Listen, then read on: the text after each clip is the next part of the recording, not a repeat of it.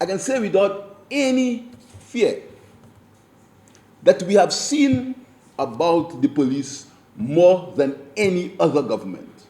That was Prime Minister Philippe J. Pierre addressing members of the Royal St. Lucia Police Force at a recent closing ceremony. In an impassioned speech, the Prime Minister sought to assure police officers that his administration had their best interests at heart. It's the first time that the police have a ministry. Before, you were added on to the Ministry of Home Affairs. Right now, you have a ministry. You have a Ministry of National Security which deals with matters of the police. First time. And I happen to be Prime Minister at that time. Every time there has been any improvements in the police, serious improvements, in terms of anything you want, manpower, training, physical environment, independence, very important, independence of allowing the police to do their business without political interference, which sometimes we get a lot of blows for. So I have, as far as the police are concerned, my conscience is very clear. Prime Minister's remarks come amidst apparent disquiet among police officers over stalled wage negotiations with the government negotiating team. On Monday, February 3rd, operations at the Immigration Department and the Criminal Records Office were disrupted after several officers staged an apparent sick-out.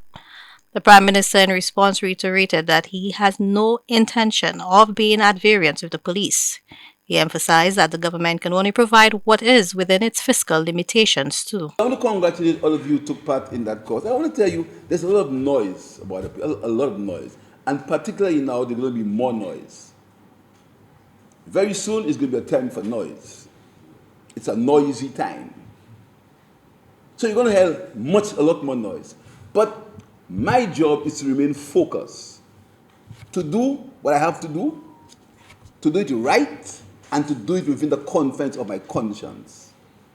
So I've made no comment about the negotiations between the police and the government negotiating team, and I will make no comment because the government negotiating team must do the work that they are mandated to do. So anyone, as I've said before, anyone is looking for a fight with me and the police, they'll fight by themselves.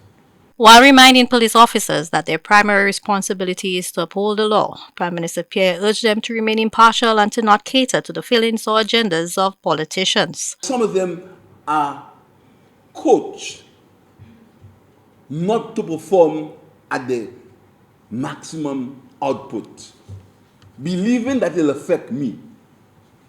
It will affect me in a way that would impact on the country. Because really, you are the ones, I'm not out there. You are the ones who are out there who face these criminals every day. So when people try to use you as proxy, to use you for their own selfish reasons, to use you as proxy, to make you believe that someone is preventing you from getting what you ought to get. Do not let yourself be used as proxy.